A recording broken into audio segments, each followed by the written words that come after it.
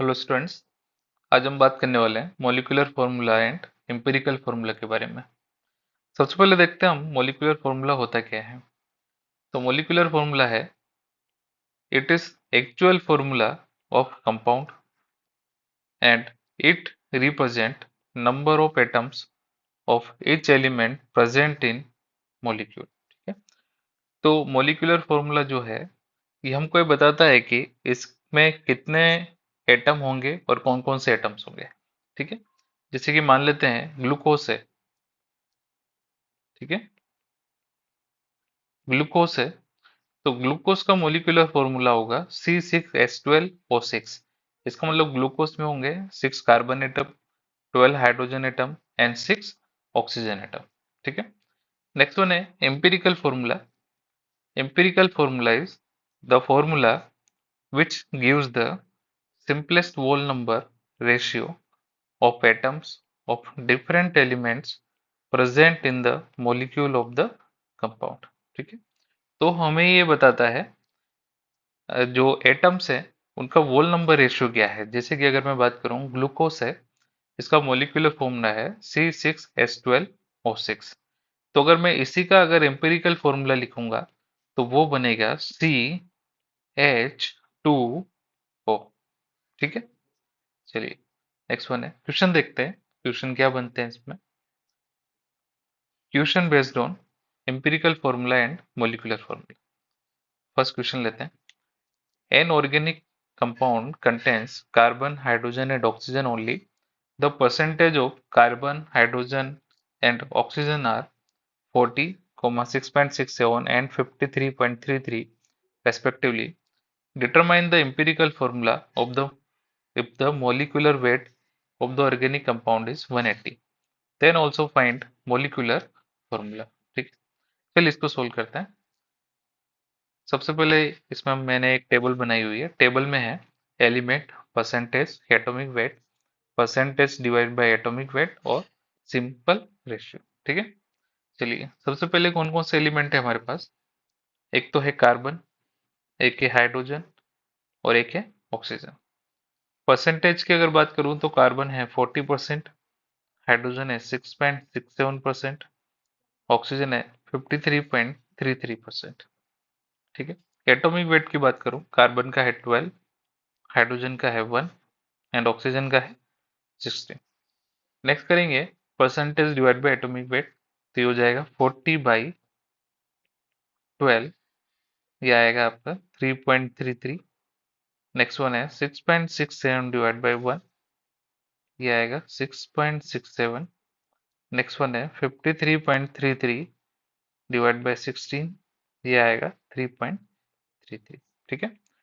अगर मैं बात करूं ये जो वैल्यूज आई हैं ये सारी की सारी डिविजिबल हैं 3.33 से, तो हम इसको डिवाइड कर देंगे यानी सिंपल रेशियो निकाल लेंगे क्या होगा। तो 3.33 डिवाइड बाय 3.33 यानी 1।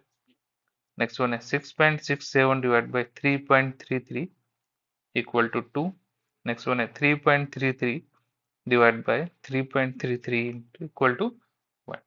यानी कार्बन, हाइड्रोजन, ऑक्सीजन का जो रेशियो होगा वो होगा 1, 2 और 1। तो यहाँ से इंपेरिकल फॉर्मूला आ जाएगा।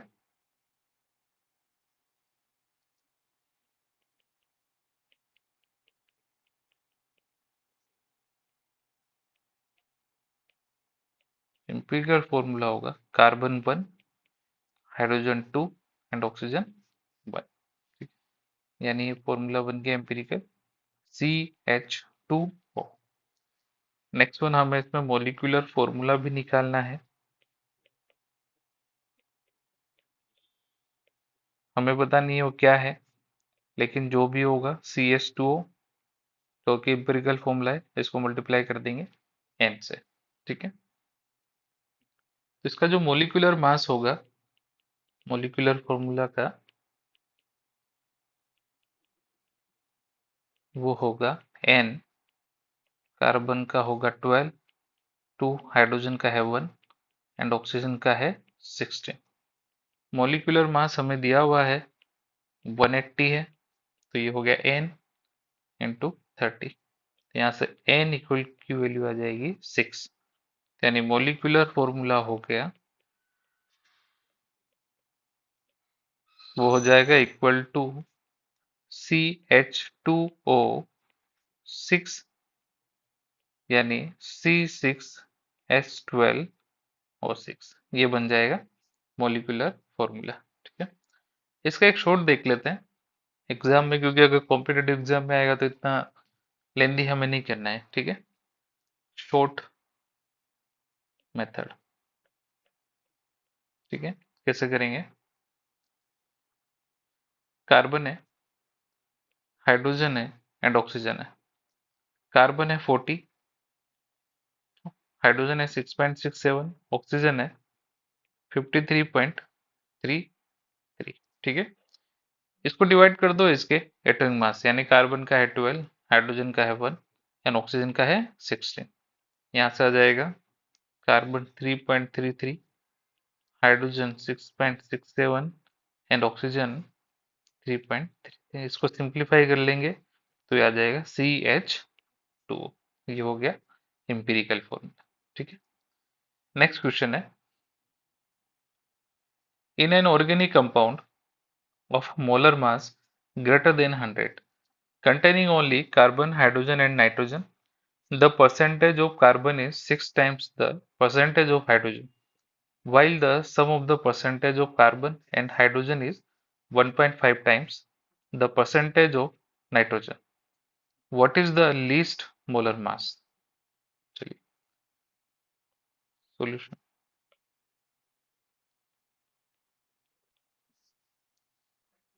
Carbon, hydrogen and nitrogen.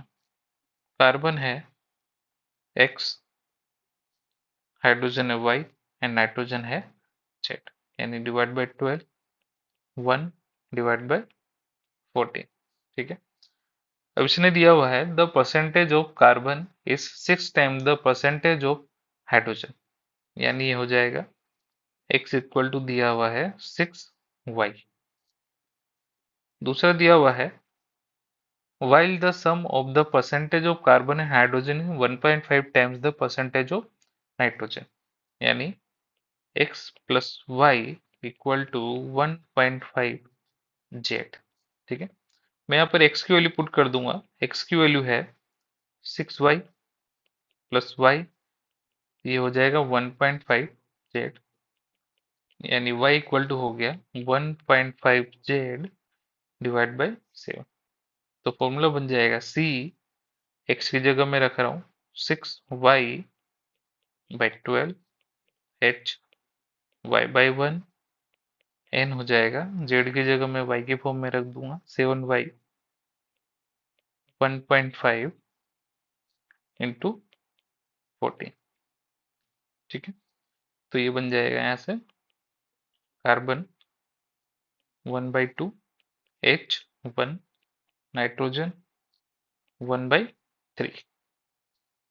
Formula बन गया C3H6N2। ये जो आया है ये है एम्पिरिकल फॉर्मूला।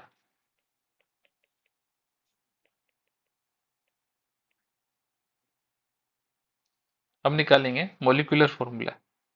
तो मोलिकुलर फॉर्मूला जो होगा, मोलिकुलर फॉर्मूला वो होगा C3H6N2N। ठीक है, मोलिकुलर फॉर्मूला हमें नहीं दिया हुआ है, हमें लीस्ट मोलर मास निकालना है।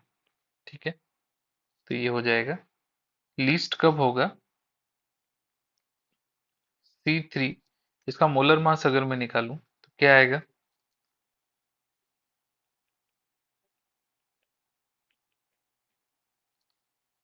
ये आएगा ओ C3H6N2 का आएगा 36 प्लस 6 प्लस 28, ये आएगा 70। और हमें चाहिए ग्रेटर देन 100 मिनिमम। ठीक है, तो ये हो जाएगा, मैं क्या वैल्यू पुट करूं?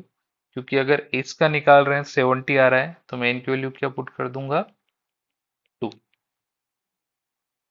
फॉर्मूला बन गया C6H12N4। ठीक है, लीस्ट मोलर मास आ जाएगा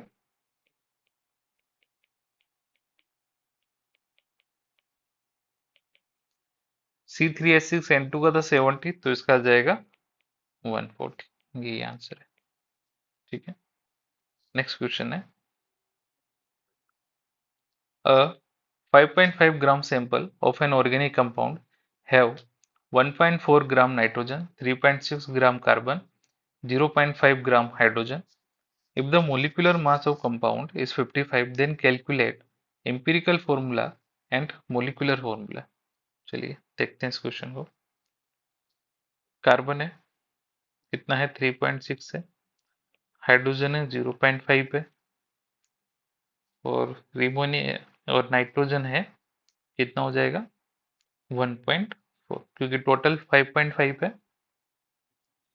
5.5 में से माइनस कर देंगे 3.6, 0.5, तो ये बचेगा 1.4। ठीक है, तो डिवाइड कर देंगे इसको 12 से, इसको 1 से, और नाइट्रोजन का होता है 14, तो ये आ जाएगा कार्बन 0.3, हाइड्रोजन 0.5, नाइट्रोजन 0. तो फॉर्मूला बन जाएगा C3H5 और N। तो ये आया है empirical formula, empirical formula. Next हम निकालेंगे मॉलिक्यूलर फॉर्मूला। तो मॉलिक्यूलर फॉर्मूला क्या हो जाएगा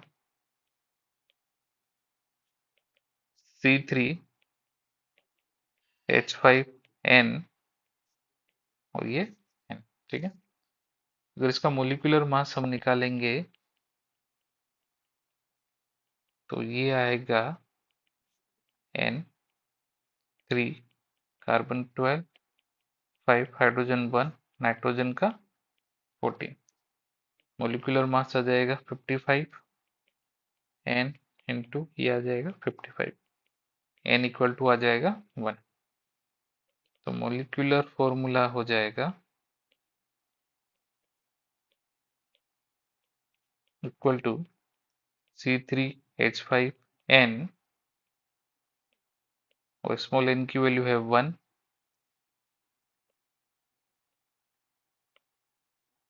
1, यानी C3H5N, यानी एम्पिरिकल फॉर्मूला और मॉलिक्यूलर फॉर्मूला दोनों क्या होंगे, सेम।